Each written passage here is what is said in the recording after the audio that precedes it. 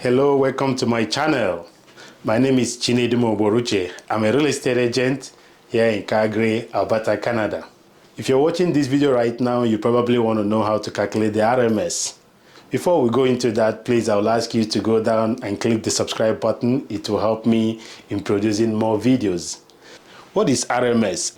RMS means Residential Measurement Standard. The next question should be, why RMS? Why do we need a standard? We need a standard because it helps in explaining out how properties are being measured. That way, the measurement is uniform across board. You know, you want to compare apples to apples and oranges to oranges. That's why you want to measure every property the same way. So if you have a standard, you can measure property A just the same way you measure property B. So if they have similar features, you can easily say 1,000 square feet, and I know exactly what you're talking about because I know if I go there, this is exactly what I expect to see. And then it helps real estate agents too in making comparison, in coming up with the figure that your house is worth. You know, if you compare this house to this house, you can say, based on the price of this one will be this price. So it helps with making comparisons. And then it helps real estate agents, you know, to say things exactly the way it is. When you put the measurement standard that you use in the MLS, it clears every doubt as to what is the size of this property. Because I am sure that the same way I measure this property is the same way Realtor B is going to measure the same property. Okay, the next thing, it helps you when you're searching for properties, for sellers when you're searching for properties to use as CMA, or for buyers when you're searching the properties that match the criteria they're looking for. The RMS becomes a very key factor. Now, what are the principles of RMS? What must you have in mind as a real estate agent when you're using the RMS as a measurement standard? There is a way that I use in remembering all the principles all in one sentence. This will help you if you're finding it difficult to remember all the 9 principles of the RMS. Let's say I just make one sentence that encapsulates the whole principles. I will say something like, professionals identify detached and attached floors above grade to include minimum extensions in voted areas. Let's say that again. Professionals identify detached and attached floors above grade to include minimum extensions in voted areas. And you ask, how does that help me in remembering the principles? Okay, let's break it down. Let's say professionals identify detached and attached floors above grade to include minimum extensions in voted areas. Okay, just these 9 keywords will help me immediately remember the whole principles of the RMS. If I say professionals, I will remember quickly that professionals must always use the RMS. And professionals must be consistent. When you talk about professionals, you're talking about real estate professionals. So real estate professionals must use the RMS and they must be consistent. So you have to be consistent in your use of RMS. You don't use RMS in this property and in the next property you say no. No, you don't pick and choose. You will use the RMS at all times as a real estate professional. Second one, you have to identify the measuring system. Do you want to use the metric or the imperial system? So identify the measuring system, the measurement system, whether you're using metric or imperial. So whichever system you want to use, you stick to it. And then when you're calculating RMS, don't do any conversions until you're done with the calculations. You can do your conversions at the end, but stick to one measurement system, either the metric system or the imperial system, whichever way you choose. Now you begin to come to the nitty-gritty of what you should know. Detached. When you mention detached, you should know that detached properties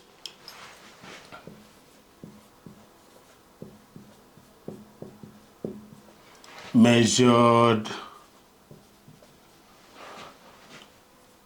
on the outside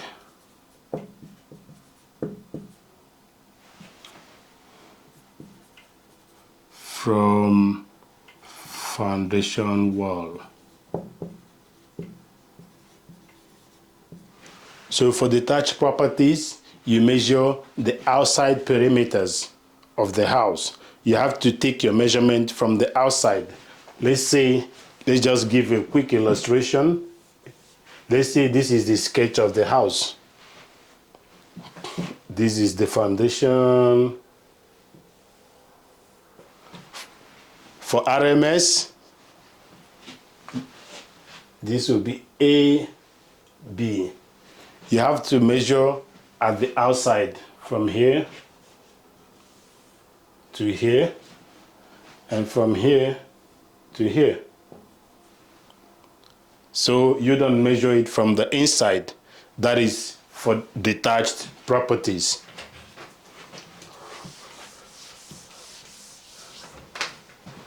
Attached properties measured from the inside. So you remember detached from outside, attached inside.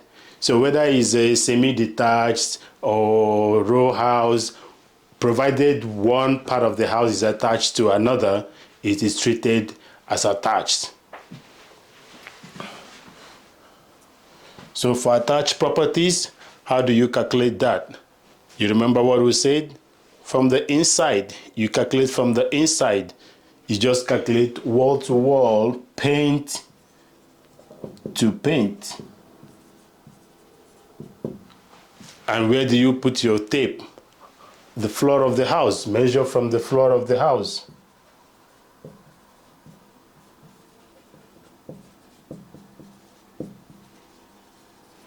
So you paint to paint from the floor. You know, make sure the tape does not slack. It has to be very straight, you know. That brings us to the next principle. You have to only include those floors that are above grade. This one is straightforward. Do I need to explain it further? I don't think so. Now, you have to include every addition, every extensions of the house, you know, that meet the criteria. So we have to include all the extensions and additions that are weatherproof and that are good for all year use. If they're not going to be used all year round, you don't include them.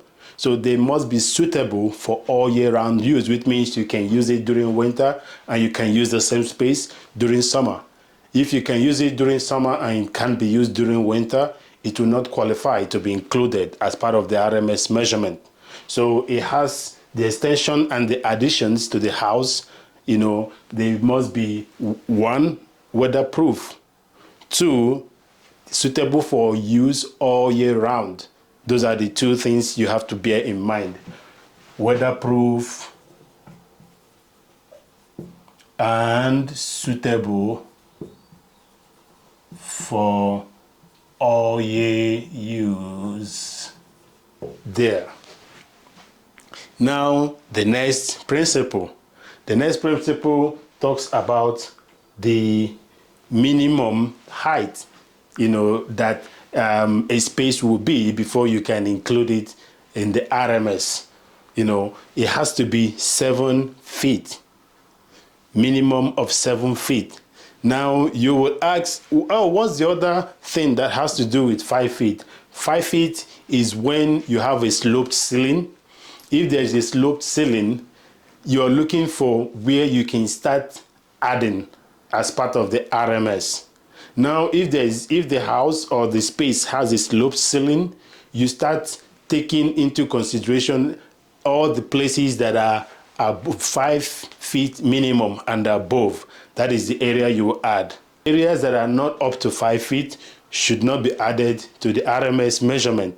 So you can only add the areas that are up to 5 feet and above, provided there is an area in that space that is up to 7 feet high.